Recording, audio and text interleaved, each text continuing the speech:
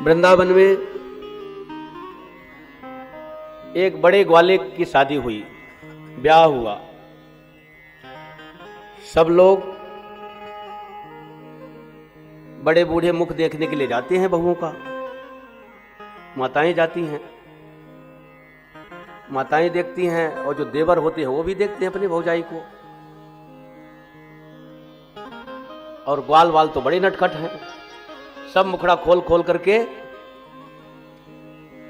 भाभी जी का मुख देख रहे थे, घूंघट खोल खोल करके। जो बहू थी उसकी मैया ने सिखा रखा था सबको मुखड़ा दिखाना, लेकिन एक को मत दिखाना। किसको नहीं दिखाना है? नाम बता दिया, कन्हैया को मत दिखाना, और चाहे किसी को दिखा देना। बड़ा खतरनाक है, उसको यदि मुखड़ा दिखा दिया तो अच्छा नहीं होगा।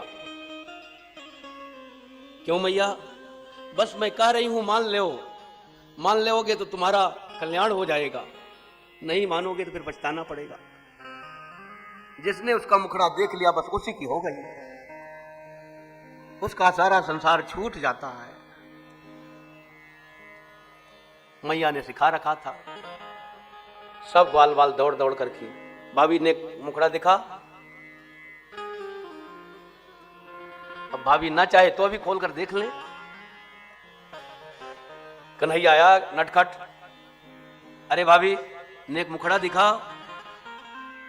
वचन सुनकर के पहचान गई ये कोई जादू भरी आवाज है। उसने और तेज से घूंघट को पकड़ लिया है दोनों हाथ से, और सावधान हो गई। ये जब वाणी इतनी आकर्षक है तो हो ना हो रूप में जादू होगा। वो पूछती है अन्य ग्वाल वालों से, ये जो मुखड़ा दिखाने के लिए कह रहा है इसका नाम क्या है? लोगों ने बताया इसका कान्हा नाम है। तो कान्हा तो खतरनाक है। अब तो और सतर्क हो गई और मुखड़ा नहीं दिखाया। बहुत प्रयास करने के बाद भी नहीं दिखाया। कन्हैया ने कहा, अरे भाभी तू आज नहीं दिखा रही है मुखड़ा, लेकिन तुम हमारा स्नेह प्राप्त करने के लिए, हमारा दर्शन प्राप्त करने के लिए, हमारे वचन सुनने के लिए, हमारे सानिध्य में आने के लिए ऐसी तड़पेगी कि तुमसे न मानो न मानने का परिणाम काय करके चले गए। वह ग्वालिनी उसके बाद जहां तहां से उनके गुणों की चर्चा सुनती है, सुंदरता की चर्चा सुनती है, और उनके स्वभाव की चर्चा सुनती है कि कन्हैया ऐसे मंगलमय स्वभाव वाले हैं। स्वभाव की चर्चा सुन सुन करके उसको लगता है मैं कब दौड़ करके दर्शन कर लूं। और कभी मान लो जाती भी है, कहीं कान्हा गोपियों के बीच में, ग्वालों के बीच में चर्चा कर रहे हैं, तो कान्हा दूसरी तरफ फिर जाते हैं। ऐसा लगता है कि कोई खड़ा ही नहीं मेरे पास। उसके तरफ से ऐसे निरासक्त हो गए कि मानो हमारे पास कोई खड़ा ही नहीं है। आज वह ग्वालिनी भी भगवान के सानिध्य में है।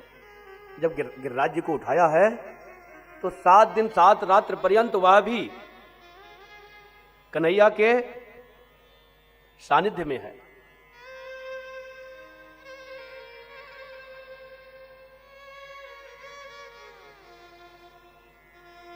जब 7 दिन बाद इंद्र ने समाचार लिया यहां धूल उड़ रही है, यहां कोई फर्क नहीं पड़ा है। क्यों? शेषनाग जी चारों तरफ से परकोटा लगा लिया है। शेष जी के स्वामी हैं जो गिरिराज जी उठाए हैं, उन्होंने चारों तरफ से ब्रजमंडल के अंदर परकोटा लगा लिया है। एक भी बूंद अंदर नहीं आने पा रहा है। और अगस्त जी महाराज गिरिराज जी के किनारे बैठ करके जल का शोषण कर रहे हैं। चक्र सुदर्शन को भगवान ने नियुक्त कर दिया है एक किनारे से चक्र सुदर्शन जल को जलाता जा रहा है। अब जल आए सो आए कहां से? जिस समुद्र से, जो जल का स्रोत समुद्र है, जहां से सब जल आता है, उसको जो 3 अग्नि में सोख लिए, ऐसे अगस्त जी भिड़े हैं। जल अंदर आए सो आए कहां से? जब बचे तब तो आए।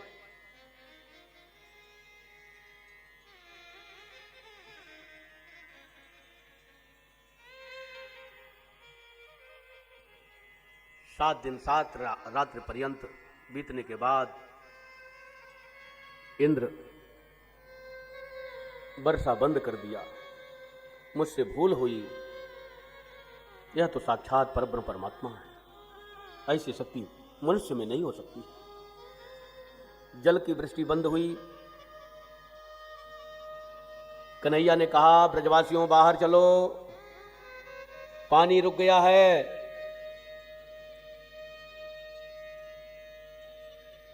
सब ब्रजवासी धीरे धीरे करके गिरिराज जी के बाहर निकल आए। मुझे यथा स्थान गिरिराज जी को स्थापित करना है, आप सब बाहर चलो। सब चले गए, लेकिन वो गोपी टकटकी लगा करके स्तंभ हो गई है, खंभा हो गई। 7 दिन 7 रात पर्यंत लगातार दर्शन किया, जो दर्शन के लिए तरस रही थी, स्तंभ हो गई। उसके शरीर की चेष्टा खत्म हो गई, कान्हा को ही देख रही है। और कहती है कि जब कन्हैया कहेंगे, मेरा नाम लेंगे, तब मैं बाहर जाऊंगा। मेरे को तो बोला नहीं कुछ, जब तक मेरा नाम नहीं लेंगे। तो भगवान जो है भक्तों से हार जाते हैं, भक्तों के सामने भगवान झुक जाते हैं। सब बाहर चले गए और गोपी नहीं गई। कन्हैया ने कहा, क्यों रे गोपी, तू मरना चाहती है क्या? यहीं दब करके चली जाएगी। उसने दौड़ करके चरण पकड़ लिया है। हे प्रभु, मेरे अपराधों को क्षमा करें, मैं आपकी बड़ी अपराधिनी हूं, मुझे स्वीकार कर रही हूं। मैं तो बड़ी पापनी हूं, मैं तो इतनी पापनी हूं कि मेरा मुख देखने लायक नहीं है, परंतु मैं जाऊं तो जाऊं कहां?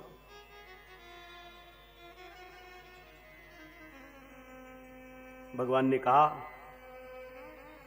बस घबराओ मत, अब तुम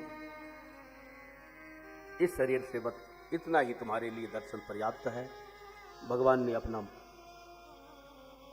एक पैर उसके सिर पर रखा है, हाथ तो भिड़े हैं। जाओ, अगले जन्म में तुम्हारा हमारा बहुत मधुर संबंध होगा। वही मीरा बन करके प्रकट हुई और सरकार ने हमारी लिखा है, मीरा को आपन करी मानी। भगवान ने मीरा को अपनी करके माना। मज्जन सैन असन की झांकी ताह दियो सुखसानी। भगवान ने मीरा के साथ स्नान करते थे, शयन करते थे, भोजन करते थे मीरा के साथ। मीरा को समस्त सुख प्रदान किया। कभी कभी अकेले में बात होती थी। जो राणा है वह सोचता था, ये कोई परपुरुष इसके घर में आता है, इसके कमरे में कोई परपुरुष है जिससे बात कर रही है। एक बार किवाड़ तोड़ा गया। किवाड़, मीरा जी बात कर रही थी अपने गिरधर गोपाल से। ठाकुर जी उनसे बात करते थे, मिलते थे, साथ में सोते थे, खाते थे। किवाड़ तोड़ा तो वहां कोई नहीं, अकेले मीरा जी हैं। आंसुओं से भीगा हुआ बदन और मीरा जी प्रभु के ध्यान में मस्त। तो मीरा को अपन कर मानी। भगवान ने मीरा को अपनी करके मानना। ठाकुर जी मिल जाएं, इससे बढ़कर के क्या संसार में है।